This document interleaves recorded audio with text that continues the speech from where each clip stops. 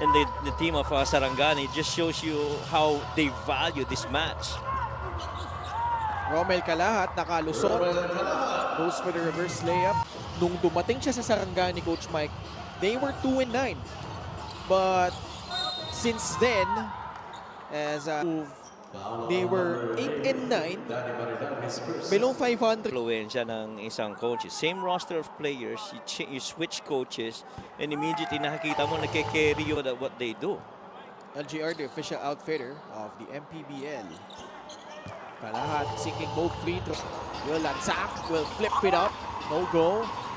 Will Cervantes to a running Romel Calahat. No choice by Lars Sunga. Hey, if they're not the one securing the rebound, there'll be that other walk-on in their previous match.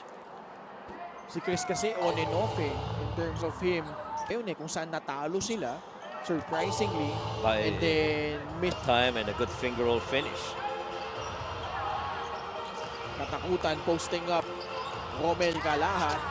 Calahat got blocked by Calahat.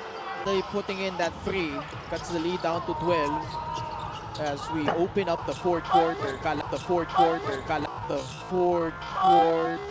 Calahat stretching up, getting the offensive rebound and goes for the reverse layup. And it's your pinch post. Paul Sanga with Irvin Palencia, Will Cervantes, Romel Calahat, and Chris Bitoon, and a foul. Dumped it off last second over to Romel Calahat. Calahat has been, a key rotation piece for Coach Mike Sagigit. I think he's one of what he feels na vital dito sa sistema nito ni Coach Mike Sagigit, because Romel Calahat can pretty much do a lot of stuff for them. Approaching the 8-minute mark of the fourth quarter. Romel Calahat spins inside, gets 2 more points for the Batang Kangkalu.